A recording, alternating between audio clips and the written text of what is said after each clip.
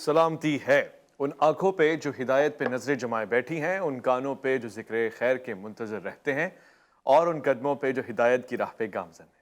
السلام علیکم ورحمۃ اللہ وبرکاتہ۔ تمام تعریفیں خدائے بزرگ و برتر کے لیے جو وحدہ لا شریک ہے، نہ کوئی ثانی نہ کوئی ہمسر۔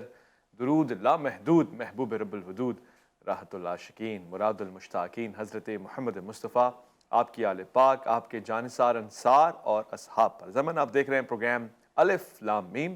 میں آپ کا میزبان محمد اویس ربانی تہہ دل سے آپ کو کہتا ہوں خوش آمدید۔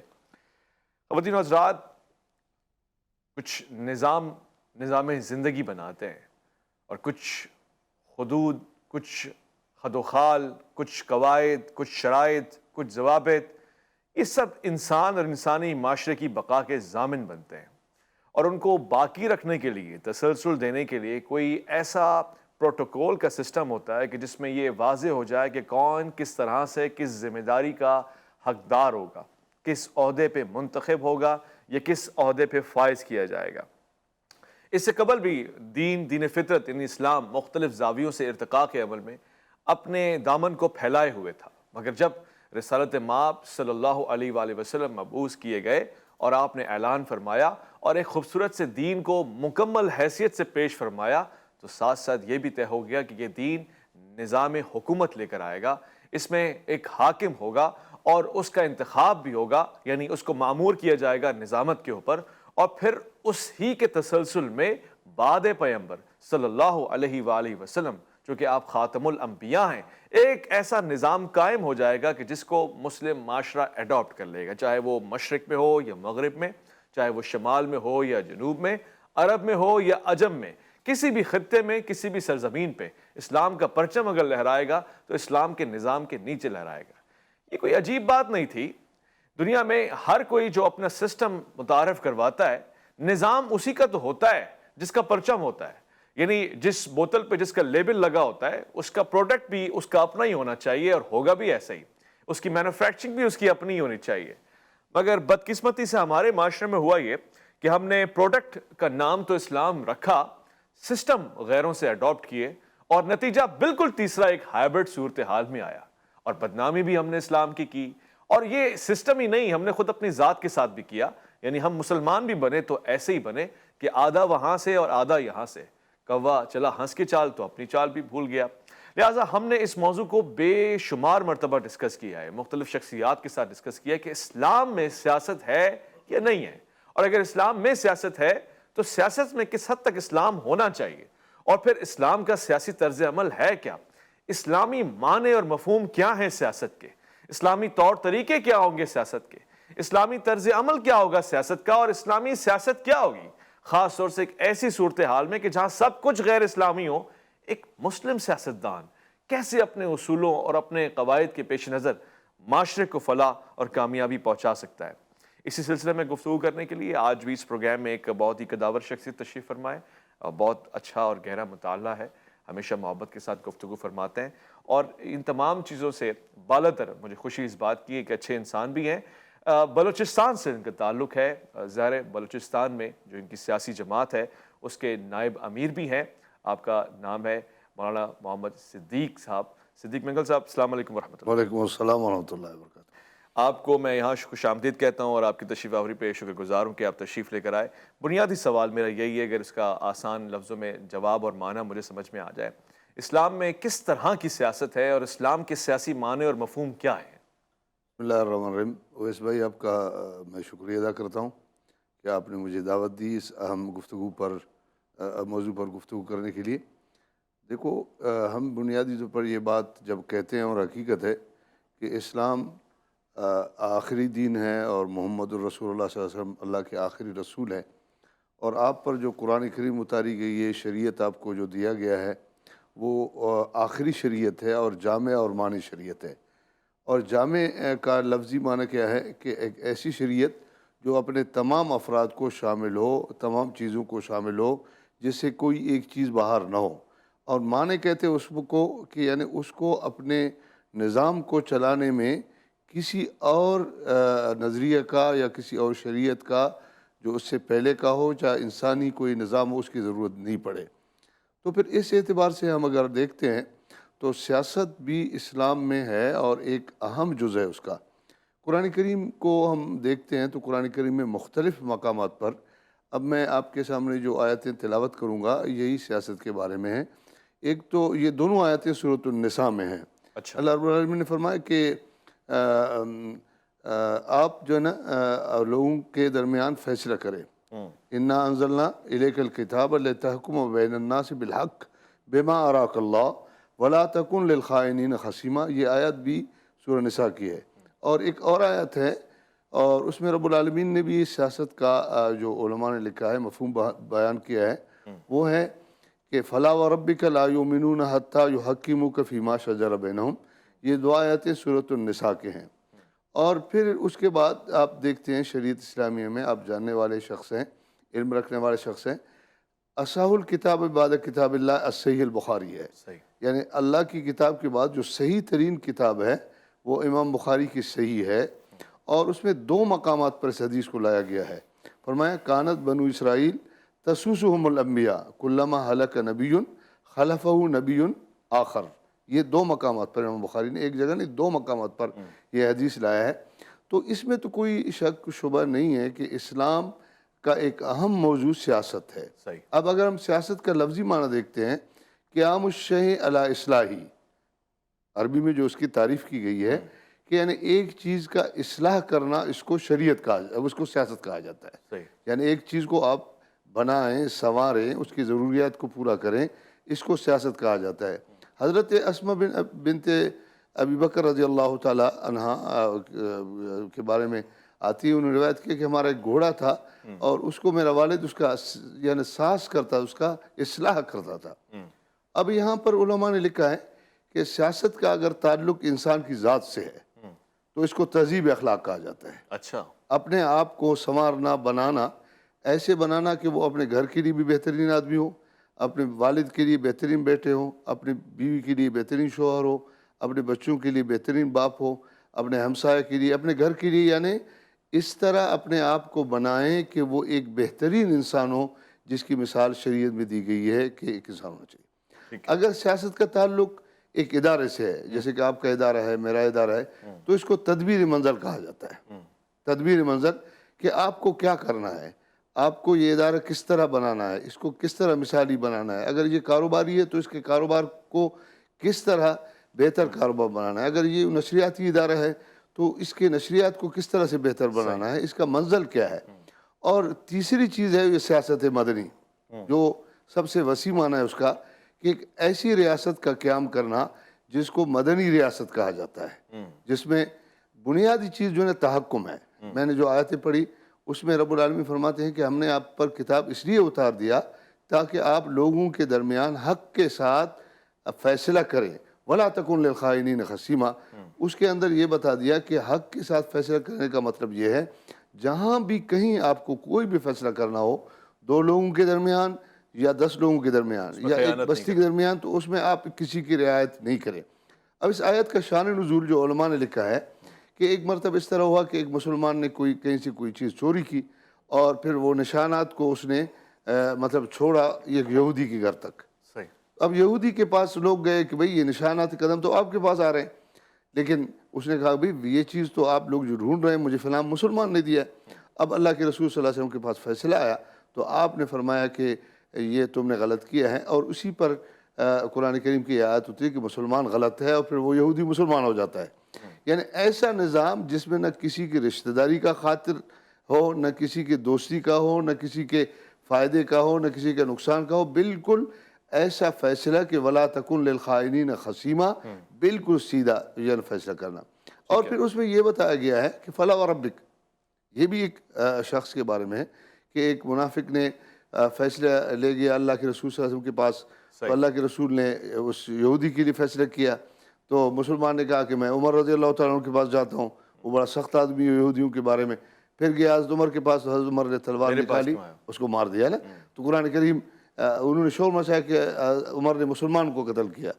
تو قرآن کریم کی آیت فلا وربک لا یؤمنون حتی یحکموک فیما شجر بینہم، قرآن کریم نے بتایا کہ اگر کوئی آدمی تحکم اسلام کی حکومت کو نہیں مانتا ہے، تو اسلام کی جو ہے فیصلے کو نہیں مانتا ہے، رسول کے فیصلے کو نہیں مانتا ہے، وہ مسلمان نہیں ہو سکتا ہے۔ ٹھیک ہے، کتنا خطرناک بات ہو گیا کہ آپ یعنی جو لوگ اسلام کی اگر حکومت کو تسلیم نہیں کرتے ہیں ان کا ایمان ہی نہیں، فَلَا وَرَبِّكَ لَا يُؤْمِنُونَ۔ ٹھیک ہے، میں ظاہر استفسار کروں گا، ایک مختصر سے وفی کی طرف جا رہا ہوں، مگر کیا اس سے یہ معنی لیا جائے کہ آج کے حاکم جو کہ مسلم معاشرے کا حاکم ہے اس کا فیصلہ نہ مانا جائے تو انسان ایمان سے چلا جاتا ہے یا قابل گرفت ہو جاتا ہے، یہاں تک کہ قتل کے قابل ہو جاتا ہے؟ اس کی سزائیں کیا ہوں گی؟ کیا نبی محترم صلی اللہ علیہ وآلہ وسلم کی جانب سے آنے والا فیصلہ ہم اور آپ کے فیصلے کے برابر ہوگا؟ ایک بات ہے، سوال پوچھیں گے، ایک مختصر وقفہ الف لام میم میں آپ کا انتظار ہے۔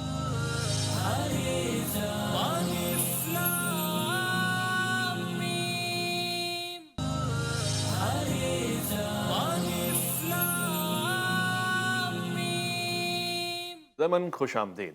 میں نے آپ سے بارہا یہ عرض کی کہ اسلام اپنے دامن میں ہر سوال کا جواب رکھتا ہے، اسی لیے تو اسے کامل دین قرار دیا گیا ہے، اور اس کے آخر میں آنے اور خاتم الانبیاء کے ساتھ آنے کی وجہ بھی یہ ہے کہ اس کے بعد مسائل کا خاتمہ ہو جانا چاہیے، مشکلات کا خاتمہ ہو جانا چاہیے، نئے کسی دین اصول کی ضرورت ہی نہیں پڑنی چاہیے، کیونکہ اس کے پاس اس کے دامن میں کسی قسم کی کوئی کمی نہیں ہے۔ مگر آج اگر ہم نگاہ دوڑائیں تو معلوم یہ ہوتا ہے کہ خود مسلم معاشرے کے لوگ اپنے قوانین غیروں سے اخذ کر رہے ہوتے ہیں۔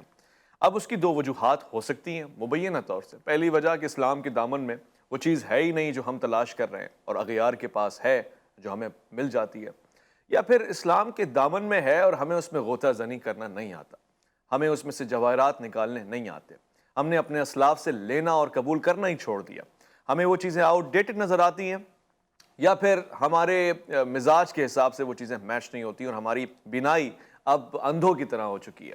دونوں صورتوں میں نقصان ہمارا ہے۔ اور اگر ہم صرف اسلام سے استفسار کریں کہ کیا اس سے قبل بھی آپ نے نظام حکومت دیا ہے، حاکمیت کا تصور دیا ہے، تو ایسی بہت ساری مثالیں ہیں۔ خود مولوی جناب صدیق مینگل صاحب نے فرمایا کہ اسلام اس سے قبل اپنی آیات سے یہ واضح کرتا ہے کہ حاکمیت کا تصور ہے اور حاکم کا پروٹوکول کیا ہے، اس کے فرمان کی ویلیو کیا ہے۔ اس سے قبل بھی سورہ بقرہ آیت نمبر 24:7 میں یعنی 247 میں وہ اس واقعے کا ذکر کر رہا ہے کہ جب آپ نے یعنی فرمایا کہ ان کے پیغمبر نے کہا اللہ نے تمہارے سامنے تمہارے لیے طالوت کو حاکم مقرر فرمایا ہے۔ ان لوگوں نے کہا کہ یہ کس طرح سے حکومت کریں گے، ان کے پاس تو مال کی فروانی نہیں ہے، یعنی سیاسی یا حاکمیت کے اصولوں میں مال کی وہ ویلیو اور قدر نہیں بیان کی گئی ہے۔ البتہ ترجمہ کہ ان سے زیادہ تو ہم ہی حکومت کے حقدار ہیں، یہ لوگ کہہ رہے ہیں۔ تو بیان کیا آیا، جواب کیا آیا؟ نبی نے جواب دیا کہ انہیں اللہ نے تمہارے لیے منتخب کیا ہے اور علم اور جسم اور وسعت عطا فرمائی ہے۔ یعنی دیکھیے کچھ کوالٹیز جو بیان کی گئیں ان میں سے مال کوئی کوالٹی نہیں ہے، بلکہ اس کے ہوتے ہوئے بھی نگلیکٹ کیا گیا، انکار کیا گیا، رد کیا گیا، ریجیکشن کی گئی، اور کہا گیا کہ علم، وسعت اور پھر اس کی جسامت، یعنی ظاہر ہے اس کا مینٹل اور فزیکل بیلنس، ذہنی طور سے جسمانی طور سے انسان کسی بھی عہدے کے لیے فٹ ہو۔ تو فرمایا گیا کہ اللہ نے تمہارے لیے منتخب کیا ہے، علم، جسم، وسعت عطا فرمائی ہے، اور اللہ جسے چاہتا ہے اپنا ملک دے دیتا ہے۔ وہ صاحب وسعت بھی ہے اور صاحب علم بھی ہے۔ اس سے یہ واضح ہو گیا کہ ایک تو یہ کہا جا سکتا ہے کہ یہ فیصلے اللہ رب العزت کے ہیں، حاکمیت بھی اللہ رب العزت ہی کی طرف سے ہوگی، حاکم بھی اللہ ہی رب کی طرف سے بنایا جائے گا، اور جو پروٹوکول اللہ نے بیان کیا ہے اس کے پیش نظر بنایا جائے گا۔ اور دوسرا یہ بھی واضح ہو گیا کہ ایک حاکم کی کوالٹیز اسلامی معاشرے میں اچھی اور منفرد ہوں گی، یہ نہیں ہوگا اور یہ سیاست نہیں ہوگی جو سب سے کرپٹ ہے، جو سب سے زیادہ جھوٹ بول سکتا ہے، جو سب سے زیادہ چوری کر سکتا ہے اور پکڑے نہ جانے کے امکانات جس کے سب سے زیادہ ہیں، وہ حاکم اور وہی سیاستدان ہو۔ یعنی یک طرفہ ایک فرق نظر آتا ہے، بقول سہیل وڑائچ صاحب کہ یہ کھلا تضاد نظر آتا ہے کہ جو اسلام سیاست کی ڈیفینیشن دے رہا ہے، جو مولانا صاحب بیان فرما رہے ہیں، اور جو سیاست آج ہو رہی ہے، آپ کہیں کہ آنکھیں بند کر لیں اور چپ ہو جائیں، اس سے بات نہیں نپٹے گی۔ چھوٹا بچہ یہ دیکھ رہا ہے کہ میرے سیاستدان کون ہیں اور کس قسم کا سیاسی ماحول ہے، کیسے انتخابات ہو رہے ہیں اور کیسے نتائج آ رہے ہیں، اور پھر کیسے لوگ اپنے عہدے پہ فائز ہو رہے ہیں۔ میں کوئی آج کی بات نہیں کر رہا، ایک تسلسل میں بات کر رہا ہوں۔ لہٰذا میرے ساتھ جو مہمان تشریف فرمائیں مولانا محمد صدیق مینگل صاحب، میں ان سے یہ پوچھوں کیونکہ ان کی جماعت مولانا فضل الرحمان صاحب کی جماعت ملک بھر میں ایک حیثیت رکھتی ہے، بلوچستان میں تو ماضی میں حکومت میں بھی رہی ہے، آپ کا سیاسی تصور کیا ہے؟ آپ وہ سیاست میں اسلامی تصور کیوں ملاتے ہیں؟ یہ دونوں چیزیں لوگ کہتے ہیں کہ تو اسلام اور سیاست کو الگ الگ رکھیں، اس کو ملا کے لوگوں میں کیا ہے جو آپ ون کرتے ہیں؟ الرحمن الرحیم، میں نے تو تفصیلاً آپ کو بتا دیا، اس میں تو کوئی شک نہیں کہ اسلام سیاست ہے اور سیاست اسلام ہے۔ اور میں نے جو آیتیں پڑھی اور پھر قرآن کریم سے اور جو حدیث میں نے وہ کیا، علامہ اقبال رحمۃ اللہ علیہ کی جو شعر ہے کہ جدا ہو دین سیاست سے تو رہ جاتی ہے چنگیزی، جلال بادشاہی ہو کہ جمہوری تماشا ہو۔ تو یہ تو چیز ہو گئی ثابت ہے کہ اسلام دین جو ہے نا سیاست کے بغیر نہیں ہے۔ جب انبیاء کرام جو کوئی کام کرتے ہیں تو پھر اس کے میں کوئی شک نہیں ہونا چاہیے۔ اب یہ ڈیموکریسی میں تو انگریزی نہیں جانتا کہ لوگوں نے کہا کہ یہ جھوٹ کو کہتے ہیں، کس طرح ہونا چاہیے۔ دیکھو اب یہاں اگر آپ علماء کی بات کرتے ہیں، جمیعۃ علماء اسلام کی بات کرتے ہیں کہ یہ لوگ سیاست میں کیسے آ گئے، حالانکہ آپ کو تو معلوم ہے کہ 700 سال مغلوں نے یہاں حکومت کی یا اس سے زیادہ کی۔ علماء کرام تو صرف مدارس میں ہوتے تھے، پڑھاتے تھے۔ آپ کے ٹھٹھا میں 300 مدارس تھے، اس میں علماء پڑھاتے تھے، دہلی میں تھے۔ یہ لوگ آ گئے کیسے سیاست میں اور کس طرح جدوجہد؟ تو ہم تاریخ کو اب اگر یہ دیکھتے ہیں تو تاریخ یہ کہتی ہے کہ جب برطانیہ ہندوستان میں آ گیا تو اس کے بعد پھر مسلمانوں نے ایک جنگ لڑی، اور 1857 کی جنگ آزادی ہے، اس کی قیادت علماء کرام نے کیا۔ اور اس کے بعد پھر اس کے 7 تحریکیں چلائی گئی جو ہے نا، اور ان 7 تحریکوں کا بنیاد 1866 میں قائم شدہ دارالعلوم دیوبند، اور جس میں پڑھانے والے استاد پہلے مولانا شیخ الہند محمود حسن تھے، جنہوں نے تحریک ریشمی رومال اور پھر ہندوستان چھوڑو تحریک۔ تو علماء کی سیاست جہاں سے شروع ہو گئی کہ ایک غاصب حکمران کو، انگریز ہے، برطانیہ ہے، مسلمانوں کی تہذیب کو اس نے مٹھایا، مسلمانوں کی 700 سالہ حکومت کو ختم کیا، ان کی تہذیب کو ختم کیا۔ اب اس کے خلاف مسلمانوں نے جو لڑنا شروع کر دیا، اور اس سے اس کی ابتدا ہو گئی۔ اور پھر جب 1947 میں پاکستان بن گیا، پھر اس کے بعد 1954 میں جمیعۃ علماء اسلام کی بنیاد رکھی گئی، مولانا شبیر احمد عثمانی رحمۃ اللہ علیہ اور اس کے بانی ہیں، اور مولانا احمد علی لاہوری پہلے صدر ہیں، مولانا مفتی محمود رحمۃ اللہ علیہ جو کہ بعد میں وزیر اعلیٰ بلوچستان تھے، اور وہ ان کے نائب امیر بنے، تو اسی سے تسلسل۔ اب آپ دیکھیں کہ اس میں تو کوئی دو رائے نہیں ہے کہ ہمارے ہندوستان سے آنے والے مسلمانوں نے ایسی قربانیاں دی کہ جس کی مثال دنیا میں نہیں ملتی ہے، نظیر نہیں ملتی۔ اور اسی طرح بانی پاکستان کا جو جدوجہد ہے، اس سے بھی کوئی انکار نہیں کر سکتا ہے کہ انہوں نے ایک مملکت لے کر ہمیں دیا، حاصل کر کے دے دیا۔ ابھی آپ کو ایک چیز حوالہ کر دیا گیا، تو اب آپ کی ذمہ داری کہ آپ اس کو کیسے سنبھالیں۔ شاید وہ زندگی اس کے ساتھ نہیں دیا اس نے، یا خان لیاقت علی خان کے ساتھ۔ اس کے بعد ہم نے پاکستان میں پھر ایک مرتبہ پھر اپنے ان نظریات کو پیچھے ڈال دیا، اسی دستور کے تحت جس دستور سے ہم نے آزادی حاصل کی تھی، پاکستان کو چلانا شروع کیا مغربی تہذیب کے تحت، برطانیہ کے دستور کے تحت، اور اسلام اور مسلمانوں کی جو ہے نا کوئی وقت ہمارے نہیں رہی۔ ہم نے پہننے میں، بیٹھنے میں، گفتگو کرنے میں وہی طرز اپنایا جو کہ انگریز کا تھا۔ تو پھر علماء کرام نے جدوجہد کی، اور ان کی جدوجہد کی سب سے بڑی مثال، سب سے بڑی جو ہے نا قربانی، سب سے بڑی جو ہے نا کامیابی 1973 کے آئین ہے۔ 1973 میں جو آئین پہلا اور مکمل اور کامل آئین دیا گیا، اس میں اگر آپ دیکھیں گے تو آپ کہتے ہیں کہ آپ کے علماء کا، اکابرین کا کیا کردار رہا، تو 1973 کا آئین جس میں ہے کہ پاکستان کا حاکم وہ ہوگا جو اللہ کی وحدانیت اور محمد رسول اللہ کی رسالت پر یقین رکھے گا، اور اس پاکستان کا جو ہے نا سپریم لا جو ہے نا کیا ہوگا، قرآن اور شریعت ہوگا، اور اس کے خلاف کوئی قانون سازی نہیں ہو سکے گی۔ اس کے بعد پھر ہم جدوجہد کرتے رہے مختلف اوقات میں۔ آپ تاریخ سے واقف میں مولانا مفتی محمد رحمۃ اللہ علیہ، اور اس کے بعد اس کے بیٹے مولانا فضل الرحمان، دوسروں نے، یہ چیزیں تو ہوتی رہیں، کہیں کمزوری بھی ہوگا، کہیں کامیابی بھی ہوگی، لیکن اصل علماء کا ایک منشور تھا کہ جو پاکستان اسلام کے نام پر حاصل کیا گیا، اسی ڈگر پر، اسی راستے پر پاکستان کو چلایا جائے، اس کے لیے وہ جدوجہد کر رہے ہیں، اور اس کے ساتھ دوسری چیزیں چلتی رہتی ہیں۔ ٹھیک ہے، بہت تفصیلی آپ نے گفتگو فرمائی اور وضاحت کے ساتھ اس کی تاریخ بتائی، خاص طور سے اپنی جماعت، اپنی سیاسی جماعت کے اکابر کی محنتیں اور کاوشیں ہمیں بتائیں۔ مگر مولانا صاحب، بنیادی طور سے یہ سوال اٹھتا ہے اور سمجھنے سے تعلق رکھتا ہے، آج کے دور میں جب ہم مذہبی جماعتوں کو دیکھتے ہیں، اس بات سے قطع نظر کہ انتخابات کی شفافیت کیا ہے، میں پچھلے 10 سالوں میں چلا جاؤں، مذہبی جماعتوں کو لوگوں کی تعریف، ستائش، قبولیت بہت کم مل پا رہی ہے۔ یعنی اگر پاکستان ہی کے میں ماضی میں جاؤں تو مجھے پاکستان کی سربراہ مذہبی جماعت کوئی نظر نہیں آتی۔ اس کی وجہ کیا ہے؟ کوئی سی بھی جماعت اسلامی ہو، تحریک لبیک ہو، خود مولانا فضل الرحمان صاحب کی جمعیت علماء اسلام ہو، اس کی وجہ کیا ہے؟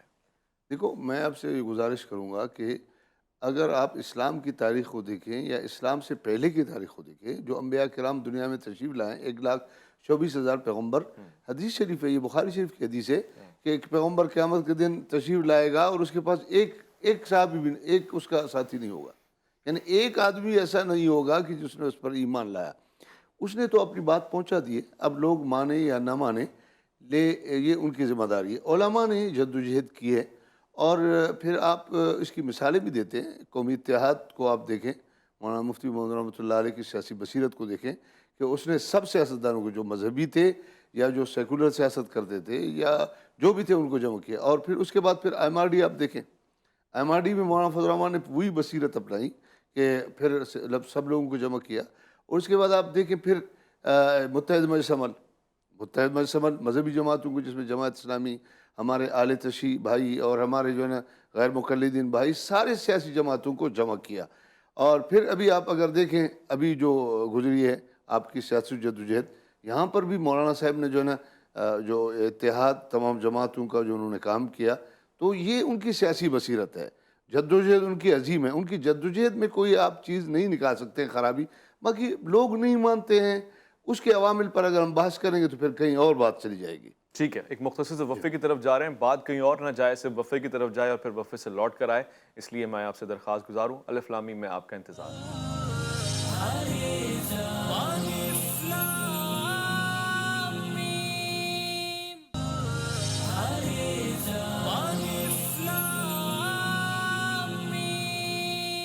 ضمن ایک سوال اٹھتا ہے، کوئی ایک شخص جس کے ذمے اپنے گھر والے، اپنے عزیز و اقارب، اپنے بال بچوں کی ذمہ داری ہو، وہ ان تمام ذمہ داریوں سے قطع نظر پوری ریاست، مملکت اور معاشرے کی ذمہ داری کیوں لے گا؟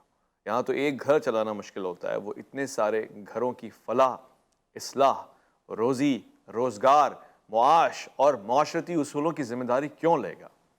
یہاں تو صبح سے شام ہو جاتی ہے ایک شخص کو اپنے روزگار کو محفوظ کرتے ہوئے فریبیوں سے، دغابازیوں سے، چوروں سے، حاسدین سے۔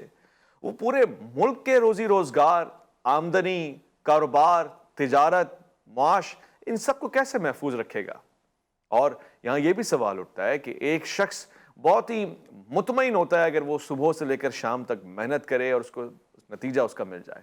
یہاں تو 70 سال، 75 سال سے کوئی نتیجہ ہی نہیں آ رہا، لہٰذا کوئی کیوں سیاست میں قدم رکھے گا؟ جواب یہ آتا ہے کہ اعزاز بہت ملتے ہیں، اکرامات بہت ملتے ہیں، اور شاید سہولیات بہت زیادہ ملتی ہیں، اور کچھ لوگ تو سیاست کرتے ہی کاروبار اور تجارت کے لیے ہیں۔ یعنی میں نے اگر اپنی سیاست میں کچھ پیسہ انویسٹ کیا ہے تو اس سے 100 گنا زیادہ میں توقع کر سکتا ہوں، کیونکہ جب میں حکمران یا کسی کابینہ کا حصہ بن جاؤں گا تو میرے پاس اختیارات ہوں گے۔ اب یہاں پر سوال اٹھتا ہے کہ اسلام ان اختیارات کی پاسداری کا کیا سبق دیتا ہے؟ کیا اس سے قبل اسلام نے کوئی ایسی ڈیفینیشن دی ہے کہ جب تمہیں با اختیار بنایا جائے تو کن ذمہ داریوں کو تم نے انجام دینا ہے؟ اور مزید عجیب ترین بات یہ ہے کہ ہم ایسے معاشروں کی طرف دیکھتے ہیں کہ جن کا اسلام سے کوئی تعلق نہیں ہے، تو وہاں بڑے ذمہ دار لوگ نظر آتے ہیں، اخلاقی طور سے بڑے مطمئن لوگ نظر آتے ہیں۔ لوگ مثالیں دیتے ہیں کہ فلاں سیاستدان سائیکل پہ گھر جاتا ہے، چھوٹا سا اس کا گھر ہے، اصولی زندگی گزارتا ہے، اور بہت کم کرپشن کے کیسز ہوتے ہیں۔ ہم انہی فرنگیوں کے اخبار میں تلاش کریں تو ہمیں یہاں اس خطے کے لوگ مجرم اور جرم کیے ہوئے زیادہ نظر آتے ہیں، جائیداد اور بینک اکاؤنٹ بنائے ہوئے زیادہ نظر آتے ہیں بنسبت ان لوگوں کے کہ جن کا اخبار ہوتا ہے اور جن کے ملک کی وہ خبر ہوتی ہے، بنسبت ان لوگوں کے کہ جن تک اسلام پہنچا ہی نہیں ہے۔ مسلمان مجرمین زیادہ ہوتے ہیں۔ یہی سلسلہ معاشرے میں اس طرح سے رائج ہے کہ اگر کوئی شخص یعنی مسٹر فیڈرک ہینری اگر سڑک بناتے ہیں تو وہ بڑی پائیدار سڑک ہوتی ہے۔ آج بھی کراچی میں مختلف جگہوں پہ ایسے گھر جو انگریزوں نے بنائے پائیدار ہیں، سلامت ہیں، محفوظ ہیں، خوبصورت بھی ہیں، مگر وہی اگر مثال کے طور پہ حاجی رفیق صاحب بناتے ہیں تو 2 دن بعد وہ سڑک بھی ٹوٹ جاتی ہے، وہ عمارت بھی ڈھا جاتی ہے۔ ان کا حج بھی سلامت رہتا ہے، ان کی عبادات بھی سلامت رہتی ہیں، وہ حاجی صاحب بھی کہلاتے ہیں، بس عمارت ہے یا وہ ان کی بنائی ہوئی صورت ہے جس کی سلامتی کی کوئی ذمہ داری نہیں ہوتی۔ کیا اسلام ان تمام چیزوں میں انٹرفیرنس کرتا ہے یا پھر آزاد چھوڑ دیتا ہے؟ یہی وہ بنیادی سوال ہے جو ہمیں سیاست کی طرف لے کے جاتا ہے۔ میرے ساتھ جو شخصیت تشریف فرما ہے، میں نے ان سے ان کی سیاسی بصیرت کے اوپر، ان کی جماعت کی سیاسی بصیرت کے اوپر گفتگو کرنی ہے۔ اب تک جو کی ہے کافی زیادہ مطمئن کن ہے، مگر مزید بھی میں سوال پوچھنا چاہوں گا۔ مولانا محمد صدیق مینگل صاحب، یہ ضرور بتائیے کہ آج کے دور میں جہاں آپ نے مجھے بتایا کہ اسلام یا اسلامی جماعتیں، اس میں کوئی دو رائے نہیں ہے کہ اپنا کام کر رہی ہیں، مگر شاید ایکسیپٹنس اتنی زیادہ نہیں ہوئی ہے، وہاں خود مذہبی جماعتوں میں اتنی تفریق کیوں ہے؟ جیسے آپ نے چند جماعتوں کے نام دیے، MWM ہو گئی، ابھی حالیہ طور سے جو مختلف جماعتوں کا ایک خوبصورت سا گہوارہ بنا، پھر خود جمیعت العلماء اسلام میں اتنے سارے گروپ ہیں، شیرانی صاحب کا ایک الگ گروپ ہے، آپ کا ایک الگ گروپ ہے، اور اس سے قبل یہ مذہبی لوگ بھی ایک ساتھ کیوں نہیں بیٹھ پاتے؟ اویس بھائی، آپ نے بہت پرمغز گفتگو کی۔ اصل میں سیاست ہو یا سیاست جو ایک ادارہ ہے اور اس کو کرنے والے مخصوص لوگ ہوتے ہیں، اسی طرح پاکستان کے یا کسی ملک کے مختلف ادارے ہوتے ہیں۔ بنیادی طور پر اسلام میں ایسے لوگوں کو کاروبار کرنے کی اجازت نہیں ہوتی ہے۔ آپ نے شاید یہ بات پہلے بھی، آپ کا مطالعہ وسیع ہے، اس کے لیے میں آپ کو ایک مثال دیتا ہوں۔ حضرت ابوبکر صدیق رضی اللہ تعالیٰ عنہ کو جب خلیفہ بنایا گیا تو آپ کپڑے کے تاجر تھے۔ مدینہ منورہ میں آپ کے کپڑوں کا دکان ہوتا تھا، وہ بڑا بہترین کاروبار تھا۔ تو جب آپ خلیفہ بن گئے، دوسرے دن آپ جو ہے صبح اپنے دکان کے لیے جا رہے تھے۔ حضرت عمر رضی اللہ تعالیٰ عنہ سے ملے، امیر المومنین کہاں جا رہے ہو؟ فرمایا کہ اپنے دکان پہ۔ کہتے واپس ہو جاؤ، آ کے بیٹھو، حکومت کے کام کرو، خلافت کے کام کرو، ہم آپ کے لیے تنخواہ مقرر کرتے ہیں۔ کہتے ہیں نہیں بھائی، میں تو روزگار کرنا چاہتا ہوں، یہ فرض ہے۔ فرمایا کہ جس مارکیٹ میں، جس شہر میں، جس بازار میں امیر المومنین کا یا بادشاہ کا، دوسرے معلوم اب لے لیں، وزیر اعظم کا دکان ہوگا، تو دوسرے دکانوں سے کون چیزیں خریدے گا؟ تو یہ اصول ہے کہ کوئی بھی شخص، چاہے وہ حاکم ہو، چاہے وہ کسی بھی ادارے کا سربراہ ہو، اس کو کاروبار نہیں کرنا چاہیے، کیونکہ یہ مستقل جو ہے نا یہ فن ہے، جو مستقل جو ہے نا امور ہیں اس کے۔ تو یہی المیہ ہمارا رہا۔ اور آپ دیکھیں، ابھی ہم نے قومی اسمبلی کو کاروباری ادارہ بنا دیا، حالانکہ ہمارے آئین میں قومی اسمبلی جو ہے کاروباری ادارہ نہیں۔ گٹر بنانا، لیٹرین بنانا، یہ چیزیں بنانا، یہ روڈ بنانا، یہ تو اس کا کام ہی نہیں ہے۔ صوبہ اسمبلی ہے، سفارشات کرتا ہے، وہ آئین بناتا ہے۔ ہم نے ان کو لگا دیا ترقیاتی کاموں کے لیے، اور یہیں سے ہمارا معاملہ خراب ہو گیا کہ کاروباری لوگ آ گئے، انہوں نے اپنے کاروبار کو تحفظ دیا، کاروبار بڑھوتی کیا۔ آپ دیکھیں کون سا سیاستدان ہے ہمارا جو کاروبار نہیں کرتا ہے؟ اگر اس طرح ہوتا، ہم پاکستان کے آئین کے تحت قومی اسمبلی کام کرتا، صوبہ اسمبلیاں کام کرتے، تو میرے خیال میں یہ المیہ نہیں ہوتا۔ یہ تو اس کے لیے اور ادارے ہوتے ہیں، آپ کے بلدیاتی ادارے ہیں، یہ دوسرے ادارے ہیں۔ تو یہی ہوتا رہا کہ ہم نے سیاست کو کاروبار بنا دیا، ہم نے ہر چیز کو کاروبار بنا دیا۔ آج ہم کاروبار کر رہے ہیں اور ملک کا خدا حافظ ہے۔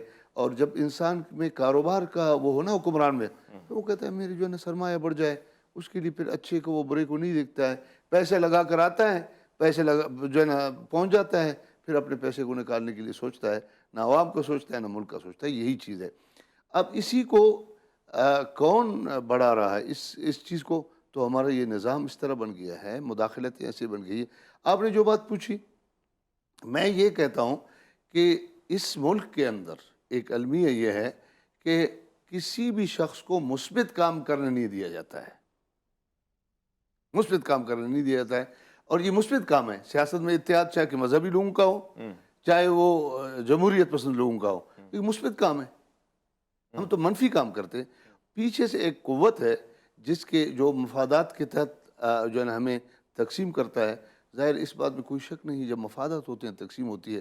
جب میں اور آپ جو ہے نا ایک نقطے پر متحد ہوں گے تو پھر متحد ہیں، جب مفادات ہمارے الگ ہوں گے تو پھر ہم متفرق ہو جائیں گے۔ ٹھیک ہے، سوال کا پہلا حصہ تو آپ نے بخوبی کاؤنٹر کر لیا، دوسرا حصے کو یہ بتائیں کہ مذہبی جماعتوں میں اتفاق کبھی دیکھا ہی نہیں گیا ہے، مذہبی حلقوں میں اتنی لڑائیاں کیوں ہیں؟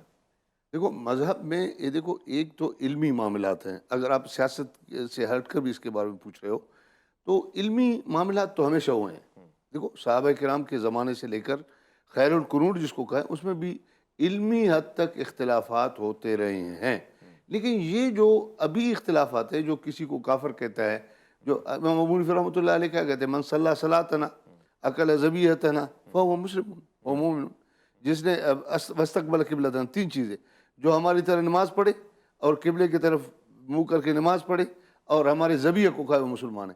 اب یہ معمولی چیزوں پہ کفر کے فتویٰ، یہ کس کا ہے؟ یہ خدمت کس کا ہے؟ آپ خود بتائیں، یہ کس کی خدمت ہو رہی ہے؟ نہیں، لیکن سیاسی پہلو میں دیکھا جائے، مثال کے طور پہ سیاسی جیسے آپ کی جماعت ہے جمعیت علماء اسلام، اس کے دھڑوں کو کیوں نہیں جمع کر لیتے؟ اب تو مدارس میں بھی گیپ بن گئے ہیں، گروپ آ گئے ہیں۔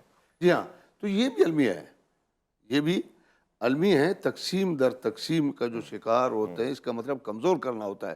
لڑاؤ اور حکومت کرو، یہ کس کا فارمولہ ہے؟ میرے خیال میں یہ عنصر یہاں بھی کام کر رہا ہے۔ خوب، آپ کے جوابات ہم تک موصول ہو رہے ہیں اور آپ جس طرح سے بیان فرما رہے ہیں کہ یہ ایک ایجنڈا بھی ہو سکتا ہے۔ ہم پروگرام اختتام کی طرف لے کے جا رہے ہیں۔ مولانا صاحب کی شخصیت ایک علمی شخصیت ہے، مگر چونکہ سیاست سے ان کا تعلق ہے تو آج کل کی سیاست سے چپتا ہوا ایک سوال پوچھ لوں، اس کے بعد پروگرام اختتام پذیر ہوگا۔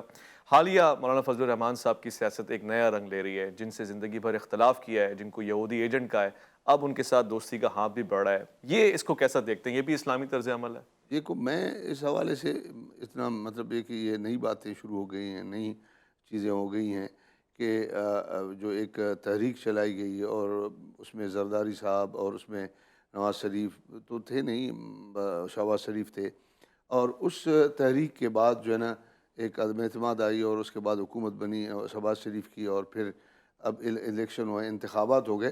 مولانا فضل الرحمان صاحب کا وہ پرانا موقف ہے کہ یہاں جمہوری اداروں کو چلنے نہیں دیا جا رہا ہے، اور اس کی بدقسمتی یہ ابھی اشارہ کر رہے ہیں کہ اس تقسیم میں، اس جو ہے نا آپ جو ماحول دیکھ رہے ہیں، اس میں پھر ہم خود ان کے جو نادیدہ لوگ ہیں ان کے شکار ہوتے ہیں، ان کے لیے ہم سہولت کار بن جاتے ہیں۔ اسی پر مولانا صاحب نے کہا کہ دھاندلی ہوئی ہے۔ اگر اس پر یہ ایجنڈا ہے، یہ تو میں آپ سے یہ کہوں کہ اللہ رب العالمین کے رسول نے، قرآن کریم نے تو یہودیوں کو کہا کہ تعالوا الی کلمۃ سواء بیننا و بینکم، یہودیوں کو کہو کہ بھئی باقی چیزیں آپ لوگ نہیں مانتے ہو، یہ تو مانتے ہو کہ اللہ ایک ہے، اس کا کوئی شریک نہیں ہے، اس نقطے پر آ کے اتحاد کریں، کیونکہ مشرکین تو اللہ کو وحدہ لا شریک نہیں مانتے۔ اگر اس پر مولانا فضل الرحمان کے پاس وہ لوگ آتے ہیں کہ انتخابات میں دھاندلی ہوئی ہے اور ہم بھی اس کے خلاف تحریک چلائیں گے، تو مولانا صاحب کہتے ہیں یہ واحد ایجنڈا، اس پر ہم چلیں گے۔ باقی جہاں مسئلے کا حل نکل آتا ہے، جہاں کوئی قربت ہو جاتی ہے، تو پھر وہ دوسرے معاملات خود بخود حل ہو جاتے ہیں۔ اگر عمران خان یا اس کی پارٹی جن نظریات کی بات کر رہا تھا، وہ نظریات کو چھوڑ کر وہ پھر مولانا فضل الرحمان کے پاس آتا ہے، تو مولانا صاحب نے تو یہ طرز اسلام کا طرز ہے، پیغمبر صلی اللہ علیہ وسلم کے پاس لوگ آئے ہیں تو اللہ کے رسول نے ان کو گلے لگایا ہے اور پھر ان کے ساتھ کام بھی کیا۔ معافی تلافی آپ ایکسپیکٹ کرتے ہیں؟ یعنی انہوں نے جو آپ کے بارے میں مولانا صاحب کے حوالے سے کلمات کا انتخاب کیا، آپ نے جو ان کو یہودی ایجنٹ کا، اس پہ کچھ معافی تلافی ہونی چاہیے؟ دیکھو، میں آپ کو بتاؤں کہ جتنے بھی لوگ اسلام لائے ہیں اللہ کے رسول کے زمانے میں، انہوں نے پہلے اس سے سخت باتیں کی تھی، ساحر کا، جادوگر کا، لیکن جب آ کے مان گئے تو اللہ کے رسول نے فرمایا ٹھیک ہے۔ اب یہ بات تو بتانے والے سے نہیں پوچھا جاتا ہے، وہ جب آتا ہے آپ کے پاس آتا ہے، تو پھر اخلاق نہیں بنتا یہ کہ آپ کسی سے کہیں کہ آپ نے مجھے یہ کہا تھا، کیوں آ گئے میرے پاس۔ خوبصورت، بہت بہت شکریہ مولانا محمد صدیق اسماعیل صدیق مینگل صاحب، آپ کا شکریہ ادا کرتا ہوں۔ بہت ہی چمکتی ہوئی آنکھوں کے ساتھ دمکتے ہوئے جواب آپ نے دیے اور مطمئن اور تسلی بخش جوابات تھے، مگر یہ کہ امید رہے گی کہ جو تشنگی اگر کبھی رہے اسلامی عنوانات کے اوپر تو ان کو دعوت دیتے رہیں گے اور آپ سے کوشش کریں گے کہ سلسلہ جاری و ساری رہے۔ خواتین و حضرات، اسلام اور سیاست کے اس دامن میں ایک پھول کا اضافہ ہوا ہے ایک سوال کی صورت میں۔ اس کی پتیاں ہیں، اس کی جو خوبصورت خوشبو ہے، اس کی مہک ہے، اس سے اگر آپ کو فائدہ ہوا ہو تو آپ مزید بھی ہماری کوششوں میں اپنا تعاون رکھیے گا۔ میں صرف اتنا کہنا چاہتا ہوں کہ وہ ایک تیسرا طبقہ بھی ہے جو ملحدین کا طبقہ ہے، جو اسلام سے آپ کو بدظن کرنا چاہتا ہے، جو تلاش کر رہا ہے ایسے راستے کہ آپ متنفر ہو جائیں، جو چاہتا ہے کہ آپ کہیں کہ سب کچھ حقیقت میں نہیں ہے، صرف فرضی چیزیں ہیں، اور پھر اس کے بعد آپ اس جہالت کی طرف چلے جائیں جس کو ظلمت کہا گیا ہے، اندھیرا کہا گیا ہے۔ لہٰذا ہم اس اصول کے اصل چہرے کو آپ کے سامنے بیاں اور روشن اور عیاں کرنے کی کوشش کرتے رہیں، یہی ساری کاوش ہے۔ محمد اویس ربانی اگر اس کوشش میں کاوش میں کامیاب ہو تو آپ ضرور سرائیں گے۔ اپنا خیال رکھیں گے، آپ اپنے سے بڑھ کے خیال رکھیں گے ملک پاکستان کا، اللہ کے فرمان کا۔ اویس ربانی کو دیجیے گا اجازت، اللہ کی امان۔